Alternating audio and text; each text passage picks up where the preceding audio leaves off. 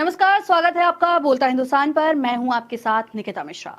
अयोध्या राम मंदिर में चढ़ावे को लेकर चल रही जांच और उससे जुड़े दावों के बीच अब सोशल मीडिया पर एक और मामला चर्चा में आ गया है। इस बार चर्चा अबू धाबी के हिंदू मंदिर, एनएमसी हेल्थ और बैंक ऑफ बड़ौदा के कथित वित्तीय नुकसान को लेकर हो रही है।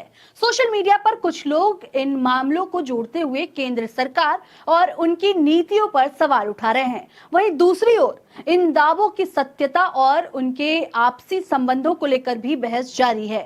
आखिर पूरा मामला क्या है, सोशल मीडिया पर कौन क्या दावा कर रहा है और किन सवालों के जवाब मांगे जा रहे हैं, आइए समझते हैं।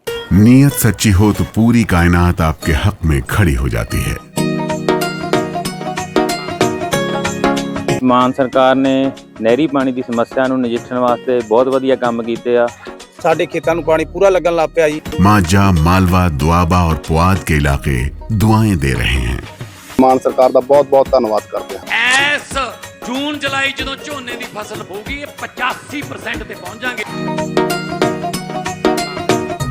अयोध्या राम मंदिर में चढ़ावे को लेकर सामने आए विवाद के बाद सोशल मीडिया पर लगातार नई नई प्रतिक्रियाएं देखने को मिल रही है। कई पत्रकार, लेखक और राजनीतिक कार्यकर्ता अपने अपने नजरिए से इस पूरे मामले पर सवाल उठा रहे हैं। इसी कड़ी में पत्रकार आवेश तिवारी ने सोशल मीडिया प्लेटफॉर्म एक्स पर एक पोस्ट शेयर की है। उन्होंने दावा किया, यानी आवेश तिवारी ने अपने पोस्ट में दावा किया है कि श्री राम ट्रस्ट को लेकर जनाक्रोश अभी शांत भी नहीं हुआ था कि अब अबू धाबी के नव निर्मित हिंदू मंदिर और एनएमसी हेल्थ से जुड़े एक और वित्तीय विवाद की चर्चा तेज हो गई है। आवेश तिवारी ने अपने पोस्ट में लिखा कि बैंक ऑफ बड़ौदा ने अबू धाबी की दिवालिया कंपनी एमएनसी के साथ अदालत के बाहर समझौता किया है। पोस्ट के मुताबिक बैंक ने लगभग $600 मिलियन के भुगतान पर सहमति जताई और इसके बाद वहां चल रही कानूनी कार्रवाई समाप्त हो गई। पोस्ट में यह भी सवाल उठाया गया है कि अगर इतना बड़ा वित्तीय नुकसान हुआ तो इसकी जिम्मेदारी किसकी तय की गई थी?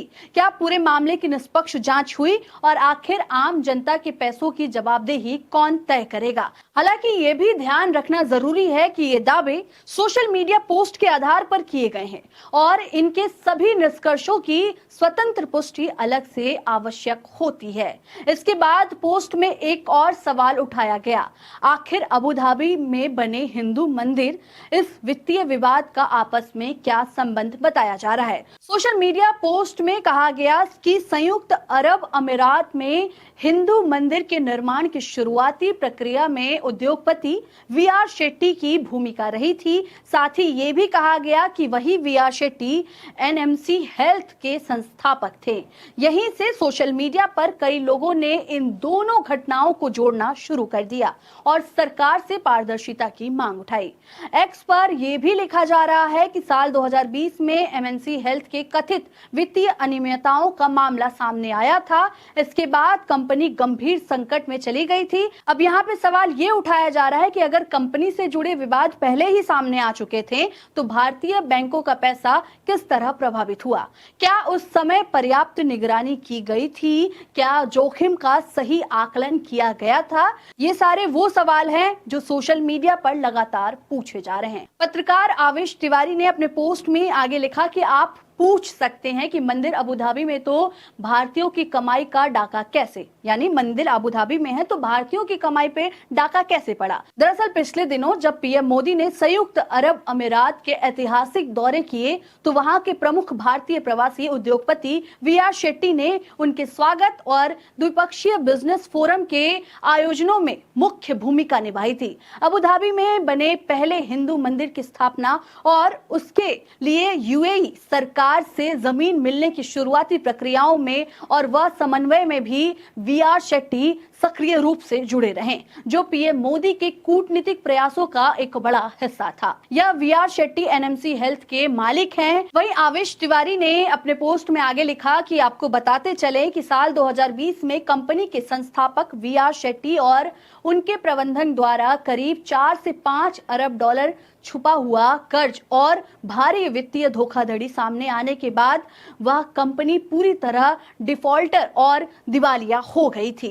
दिलचस्प बात यहाँ पे यह है कि अयोध्या राम मंदिर में चढ़ावे को लेकर चल रही चर्चा के बीच अब कई सोशल मीडिया यूजर अलग अलग मामलों को जोड़कर सरकार की जवाबदेही पर सवाल उठा रहे हैं। कुछ लोगों का कहना है कि चाहे मामला धार्मिक हो या धार्मिक ट्रस्ट का हो या सार्वजनिक क्षेत्र का या फिर बैंक का हो, यदि जनता के पैसे या आस्था का सवाल जुड़ता है तो पूरी पारदर्शिता जरूरी है। वहीं दूसरी ओर कुछ लोग इन दोनों मामलों को एक दूसरे से जोड़ने को उचित नहीं मानते और कहते हैं कि हर मामले की जांच उसके अपने तथ्यों के आधार पर होनी चाहिए। यही वजह है कि इस समय सोशल मीडिया पे जो चर्चा है बहुत लगातार तेज होती जा रही है। एक पक्ष सरकार से जवाब मांग रहा है तो दूसरा पक्ष इन दावों के बीच सीधे संबंध स्थापित करने से पहले ठोस प्रमाणों की मांग कर रहा है। इस पूरे विवाद में सबसे इंपॉर्टेंट बात यही है कि किसी भी दावे की पुष्टि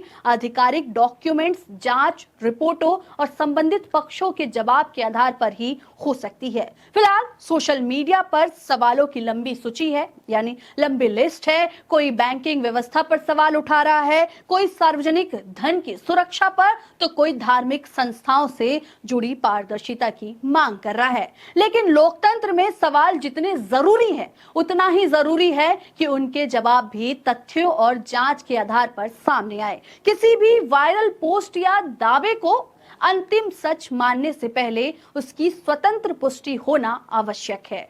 अब देखना होगा कि जिन सवालों को सोशल मीडिया पर बार बार उठाया जा रहा है उन पर संबंधित संस्थाएं और सरकार क्या स्पष्टीकरण देती है।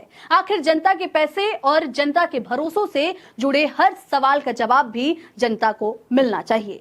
फिलहाल इस रिपोर्ट में इतना ही है। आप क्या सोचते हैं इस पूरे मामले में? जिस तरह से पत्रकार आवेश तिवारी ने पोस्ट किया उस पर आपकी क्या राय है? अपनी राय हमें कमेंट्स के जरिए जरूर बताएं। तब तक के लिए देखते रहें बोलता हिंदुस्तान। शुक्रिया।